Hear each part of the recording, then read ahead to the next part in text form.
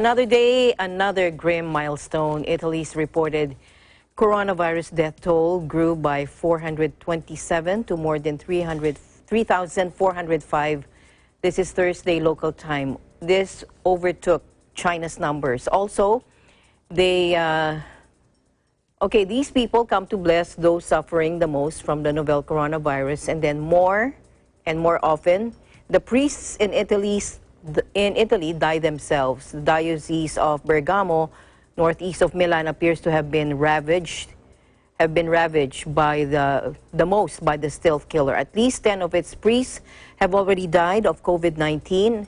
This is according to the Catholic daily Avvenire, and they reported this on Thursday. The deaths, whether of priests or members of the communities, are so numerous it is difficult to count, according to the newspaper. And we have more updates. Joining us live from Italy is our EBC correspondent, Jeremiah San Vicente Abad. Mia.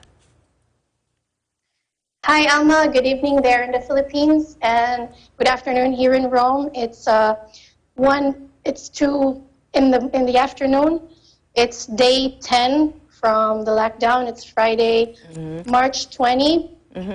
And as of last night, the report is 33,190 positive cases, 3,405 deaths, and 4,440 reported recoveries. So as per the report last night, there are more recoveries than deaths. So it's something to look forward to, that patients are recovering. So it has been also declared that the schools are being closed not until April 3 anymore, but until May 2. Because the government has decided to be even more strict than the first declaration, the first guidelines that they have imposed. So now not only supermarkets and pharmacies and primary necessities establishments are opened, but they are to be closed at 6 p.m. and on Sundays they are open until 3 p.m. So people are trying to help in slowing down this spread of the coronavirus here in Italy. I think little by little, people are also being more aware, and they are being more cooperative with the government. There are more police patrolling the streets. There is also a new form that has been released by the government where you can put your details. You have to specify why you're out on the streets. So it's either you're going to work, you're going for a medical visit, or you're going for groceries.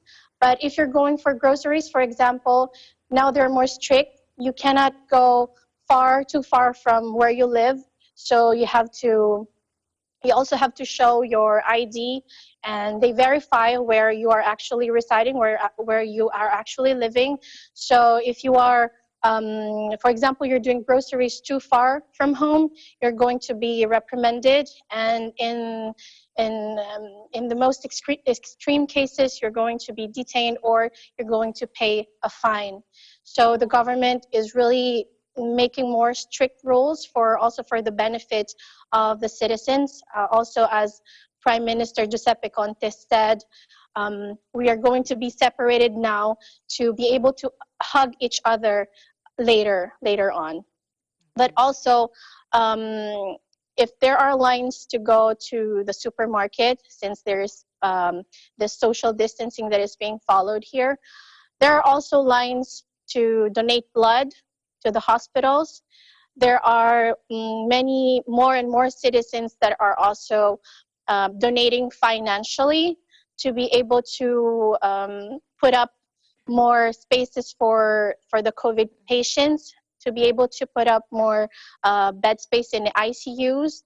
And so in this 10th day of lockdown, also through social media, we can see that the Italian people are more united and they are more cooperative with the government and with the police to be able to control the situation. So, Mia, this is your 10th day of lockdown. At least you were able to go out and Yes. report. How does it feel to be in a lockdown? I know you're a Well, mom. yes.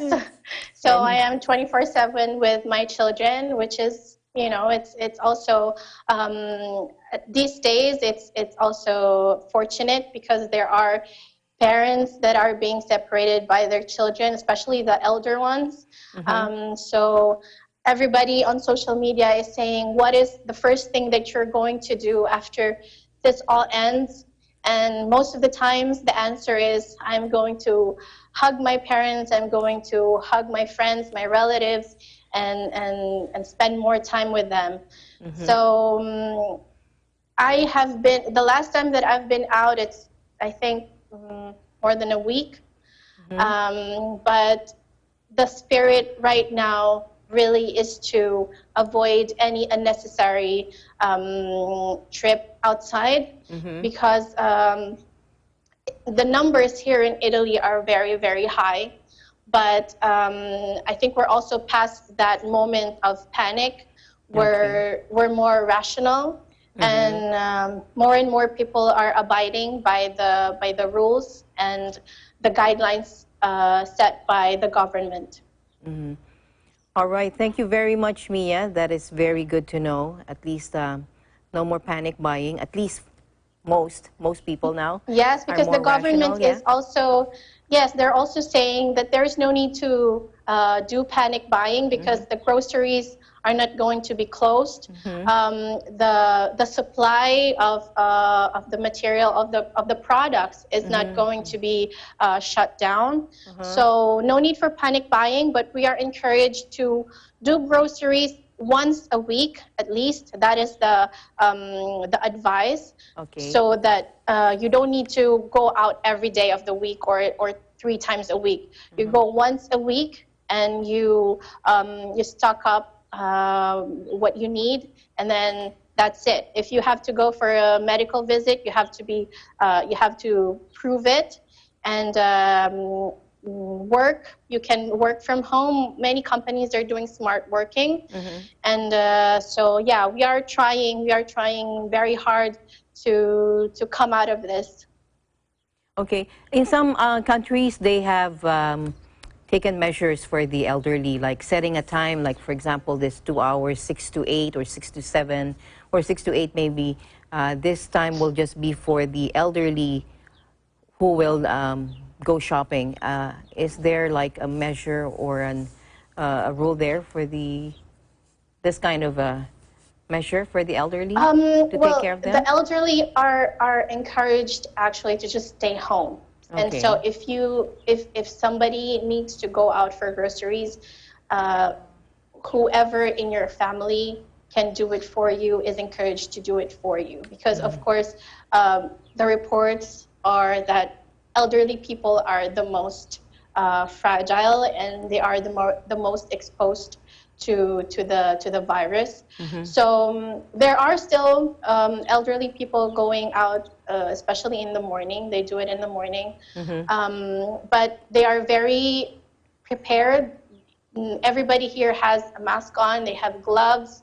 Everything. They are aware of the situation, but the government is advising whoever in the family can do the grocery for the elderly is better that they do it instead of the elderly going out for groceries or for anything for that matter, for to buy medicines. Yes, the elderly are advised to just stay home. All right. Thank you very much, Mia. And thank you for your time. I know you have to go inside now. I don't want you to get arrested. Thank you so much, Mia. Thank you, Alma. So this is Mia San Vicente Abad reporting from Rome, Italy. We live in interesting times. Thank you, Mia.